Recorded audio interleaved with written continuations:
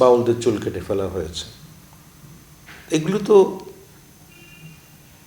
সুস্থ লক্ষণ না। নেতা বলেছেন ধর্ম যার যার, নিরাপত্তা বা অধিকার সবার।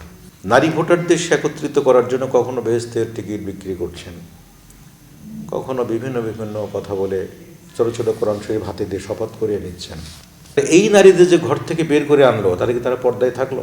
২৪-এর আন্দোলনের পরে যখন একটা স্থিতিশীলতার মধ্যে আসলো, তখন বিভিন্ন জায়গায় আমরা দেখেছি যে স্টেজ ভেঙে দেওয়া হয়েছে, শিল্পীদের গান গাইতে দেওয়া হয় নাই,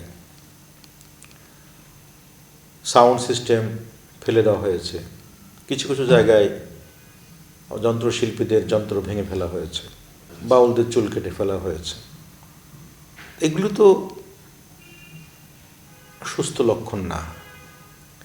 বাংলাদেশের মানুষ মিশ্রিত, হিন্দু, মুসলিম, বৌদ্ধ, খ্রিস্টান, যার যার ধর্ম শেষে পালন করবে।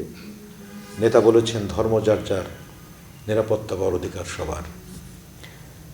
তাহলে শিল্পী গান গাইতে পারবে না যেখানে সৌদি আরবে ওপেন কনসার্ট হয়? সৌদি আরব হলো আমাদের ধর্মের সবচেয়ে স্পর্শকাতর জায়গা, সবচেয়ে সম্মানের জায়গা। সেখানে গান বাজনা হচ্ছে ওপেন, লক্ষ লক্ষ মানুষ। আমি গিয়েছিলাম, লক্ষ মানুষের উপস্থিতি সেখানে। তা বাংলাদেশের মানুষ কি এটা বরদাস্ত করবে?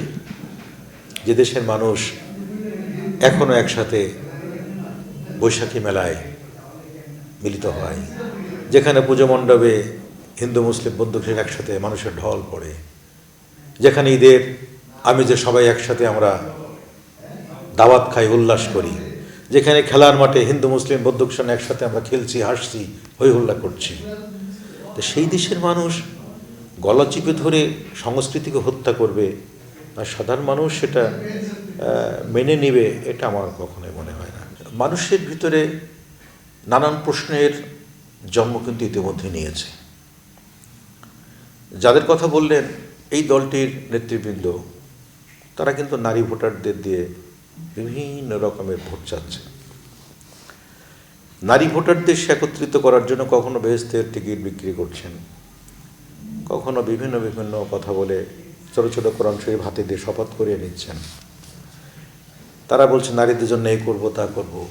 তারা কি একটা আসনেও নারীকে নির্বাচন করার জন্য নমিনেশন দিয়েছেন? দেন নাই। তারা বলছেন পর্দাশীল অবস্থায় নারীদের বেরো করা উচিত না, ঘরের বাইরে যাওয়া উচিত না। তাহলে নারী মিছিল কেমনে হয়?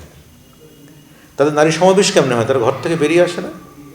৫,০০০, ১০,০০০, ২,০০০, ১,০০০, ৫০০ লোকদের নারী মিটিং করতেছে। তাহলে এই নারীদের যে ঘর থেকে বের করে আনলো, তাহলে কি তারা পর্দায় থাকলো? তাহলে আমার কথা হলো যে বাংলাদেশের মানুষ তো এখন আর বোকা নয়, সারা বিশ্ব মানুষের হাতের মুঠোয়। আপনি যেটা বলবেন সেটা যদি কর্মের সাথে মিল না থাকে, তাহলে তো মানুষ আপনাকে প্রতারক বলবে। আর সেই দল ক্ষমতায় আসবে এটা তো চিন্তাই করা যায় না। বাংলাদেশের মানুষ সঠিক সিদ্ধান্ত নিতে কখনো ভুল করে না।